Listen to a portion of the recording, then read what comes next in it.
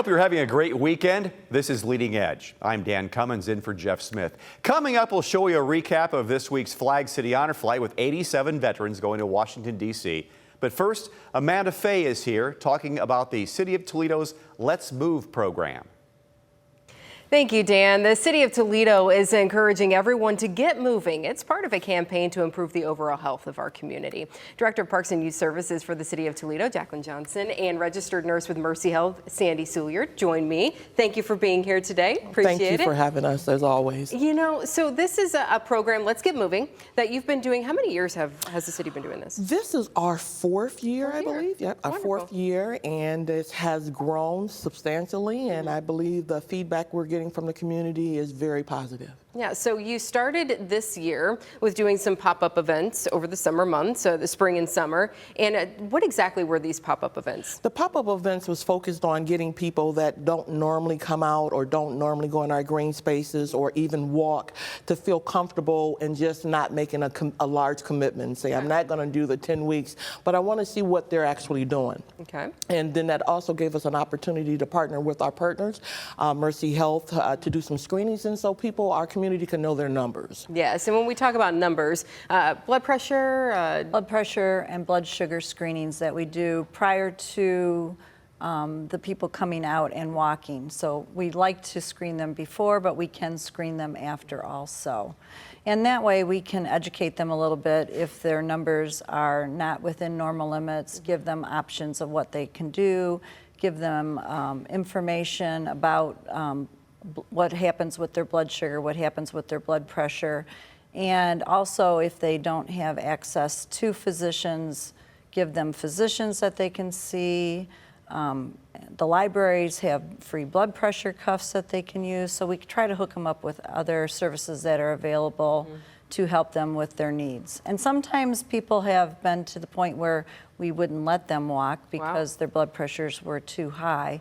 And at that point, we sent them to their doctor. Wow, okay, so this is really important. Absolutely. For people to know their numbers. And as you said, in many cases, they may not be getting to the doctor regularly, and they may not have access to that. So this is really important that you all are working together on this. Definitely, and the partnership, like she said, it has value. We have pretty much saved some lives and give some people some directions on how to improve the quality of their life, giving just a number of advantages of keeping our community and individuals healthy. I can't say enough about the program right now. You know, and we have some really great parks for people to walk in. And through these pop-up events, they've been in various parts of the community, so people can have access to that. Over the last 3 years or 4 years or so, what we've had from our feedback is people didn't know we had so many parks. How about that? They didn't know that we had so many trails. And our partnership, we do partner with Metro Parks. So that is an invaluable partnership where they allow us to go into the botanical gardens. Their directors do they do a walkthrough with us and actually tell us about the species and the different things. So it's not just a walking program, it's about health, healing, it's holistic, it's an all-around program. Yeah, and so you have one more of those pop-ups coming up here before we kick off the main thing coming up in a few weeks. But this is coming up on Tuesday. It's coming up on Tuesday, June 18th. It'll be from 6 to about 8 o'clock.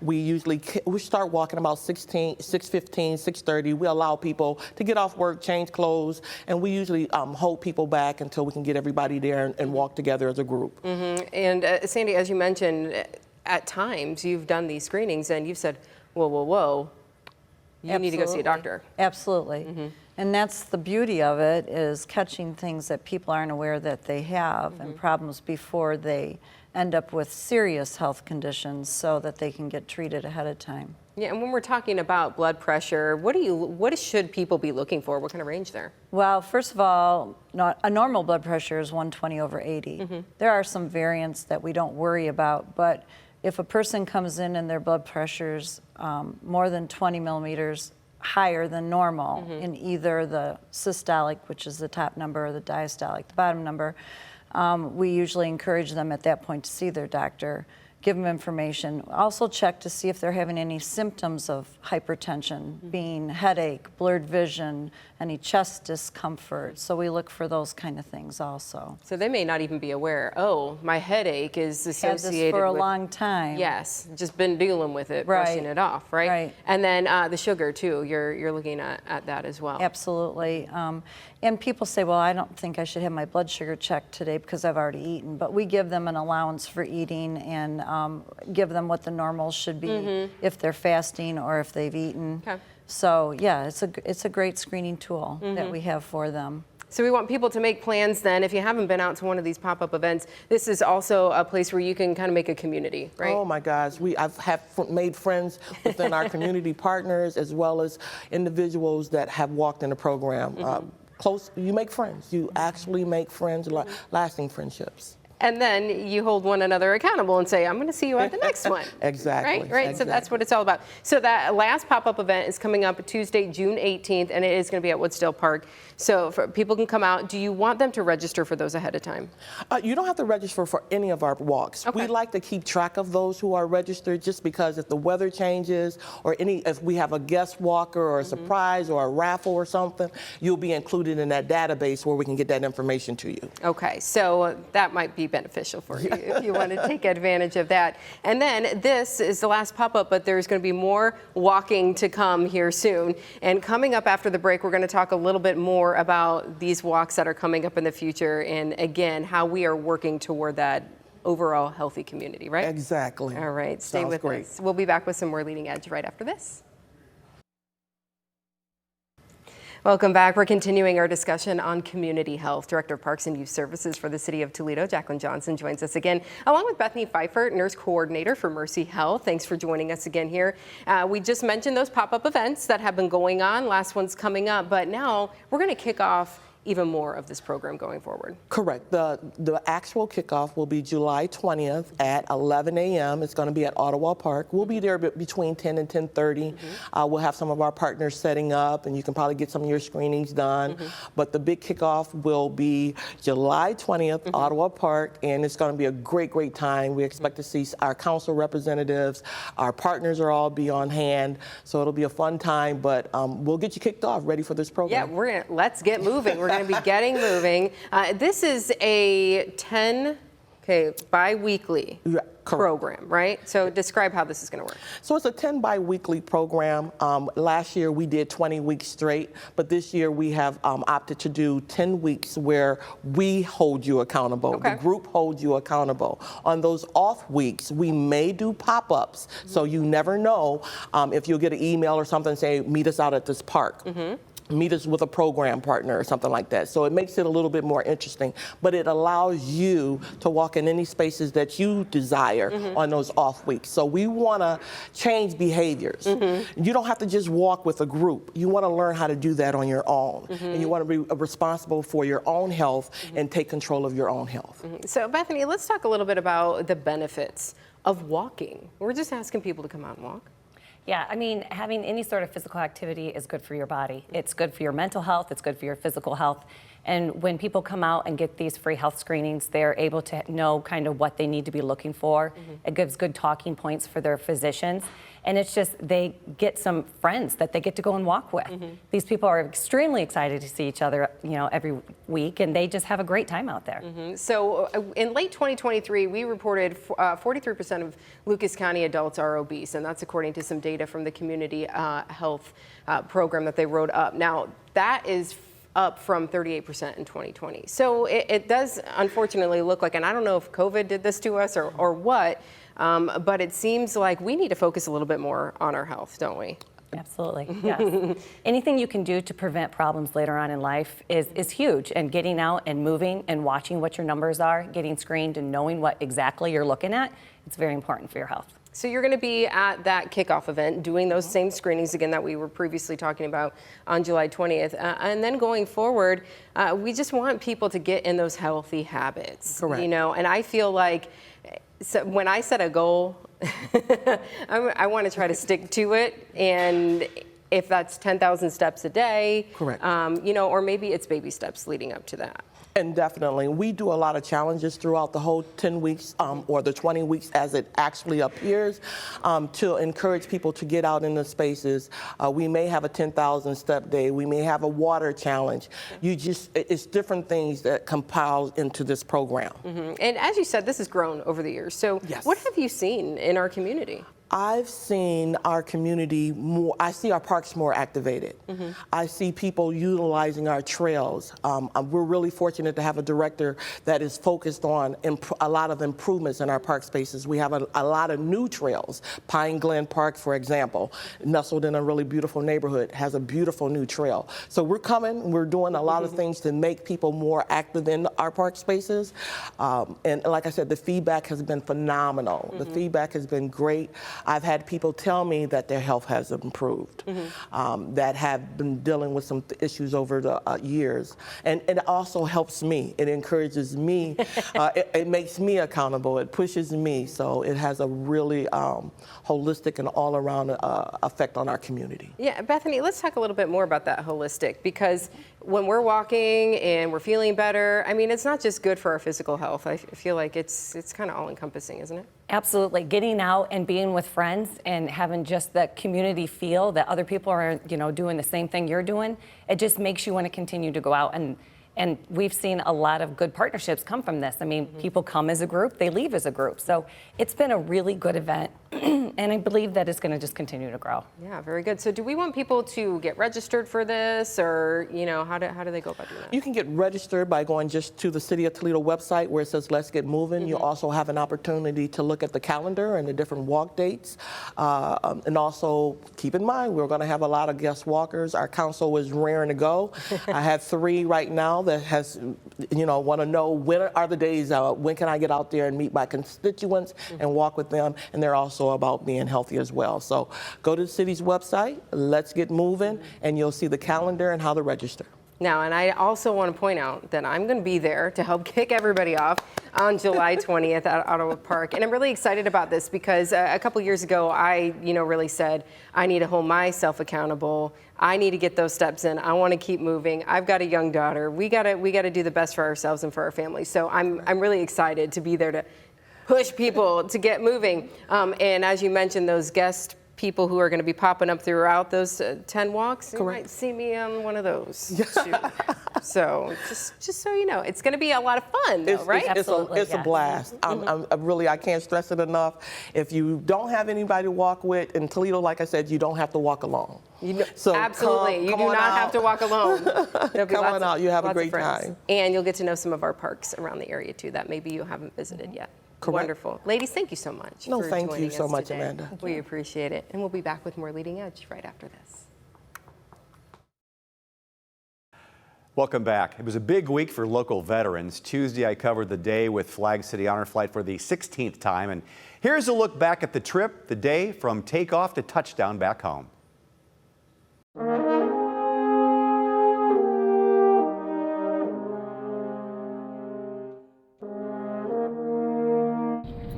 So, from myself and all Americans, thank you for your sacrifices in order for each of us to enjoy freedoms each and every day.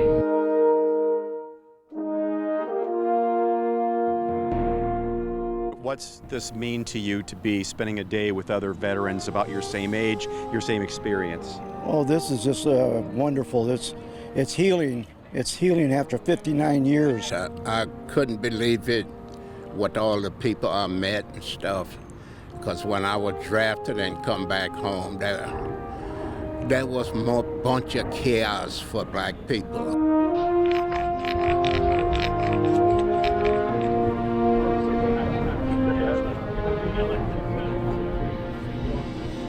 I just pay my respects to these heroes that didn't get a chance to come home.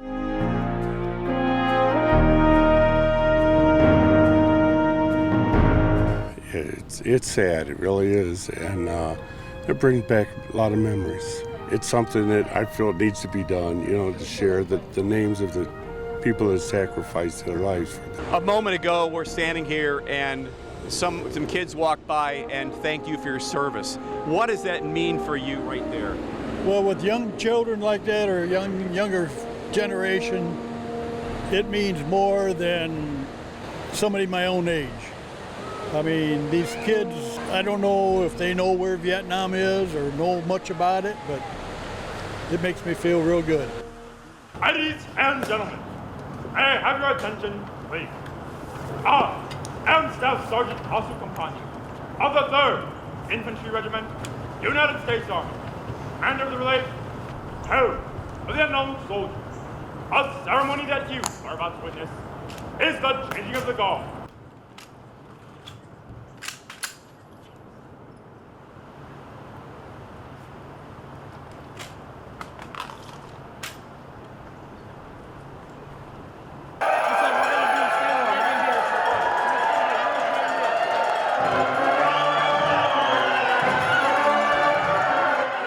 It's so emotional, and it's so fantastic what these people, this is mind-boggling. Joe, what was your reception when you came back from Vietnam like compared to this? It was nothing compared to this at all. Like, this is by far 100% better.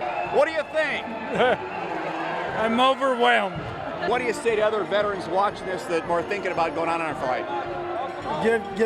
Get on this as soon as you can.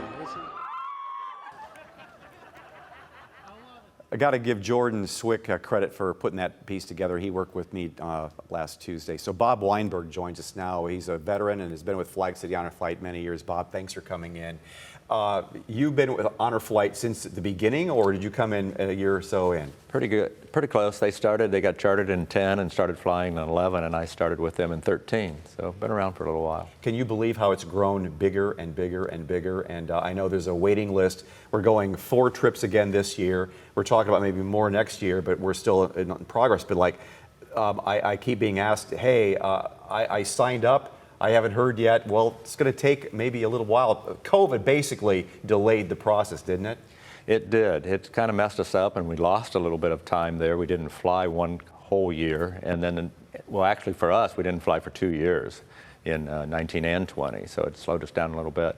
Our waiting list still seems to be that same waiting list. I'm blaming you for that because of all the publicity we get, and we put on more flights, but more interest, especially with the Vietnam guys, with those veterans. I think that they've been just quietly waiting because they know us and they know the waiting list. So now that we're opening up more and having more flights, they're opening up more, and we're getting more applications from those guys. It never gets old. I say it my 16th time, and every trip is so special, so unique.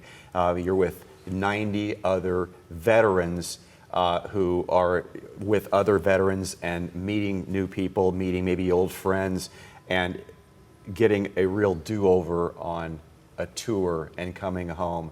And I know with the TV coverage, they've maybe seen the homecoming before, but the impact on them, the stunned faces, the tears, the jaw drop, just like, wow, all these family and friends. A lot of times the grandkids are there, they weren't expecting it, or more than just the wife, it's a lot of extended family and friends come to see you, and they bring the signs and the flags. What an environment that is. It is, and you know, we want the experience to be good for them, and we're always trying to improve what we do, but that homecoming is something that's not going to go away. Yeah. And we try to make it bigger and better, and unfortunately we come home late, and those things are out of our control. We're trying to, you know, in the future, hopefully that gets better. So those, you know, that hangar, Grand Air hangar is completely full. I mean, we're talking about actually getting counters because we'd like to know how many people are really in there, but I don't know how we get more in, and they wait a long time for our plane to arrive.